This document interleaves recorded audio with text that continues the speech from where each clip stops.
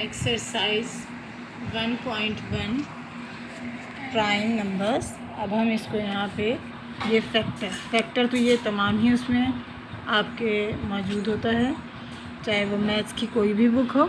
अब जैसे यहाँ पे हमारे पास मौजूद है 1 इज़ डिवाइजिबल बाय 1, यानी 1 ही से डिवाइड होगा ओनली, तो इसका फैक्टर भी बना 1। इसी तरह 2 है, 2 किस टेबल में आता है? 1 में भी आता है, 2 में भी, ये रहा।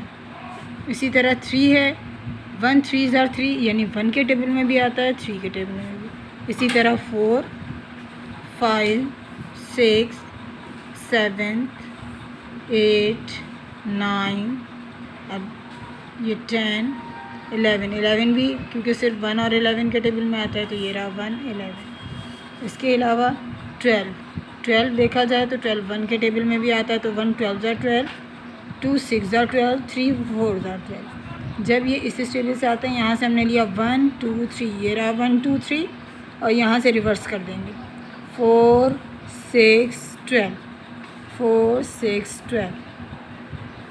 इसी तरह से यहाँ पे 1 13, ये रहा 1 13, फिर 14 अगर देखा जाए तो 1 14 आर 14। इसका मतलब है कि 1 के टेबल से भी जा रहा है, यहाँ 2 के टेबल से भी, तो यहाँ से 1 और 2 लिखा, ये रहा 1 2, और यहाँ से रिवर्स ले लिया 7 देन 14।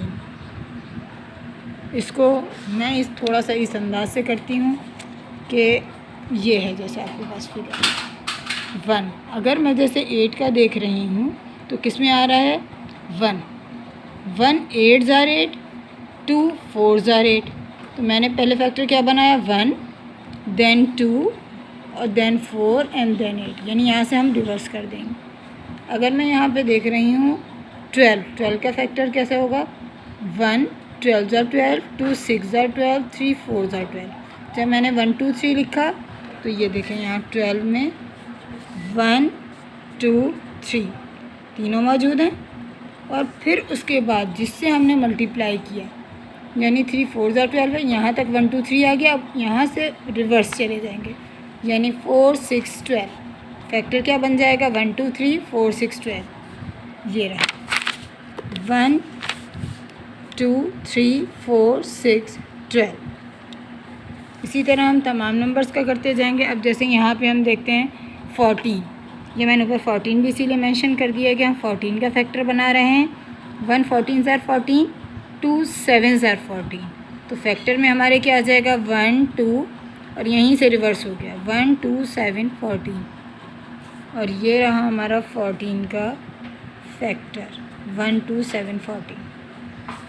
अब हम आगे आ जाते हैं 15, ये भी हमारे पास इसी तरह मौजूद है।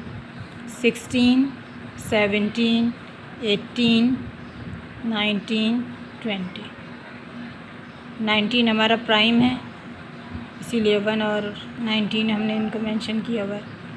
17 हमारा प्राइम है, 13 है, 11 है, 7 है, सही है। और ये हमारा है पेज नंबर 3, जिसको हमने वर्किंग को सॉल्व किया है। ये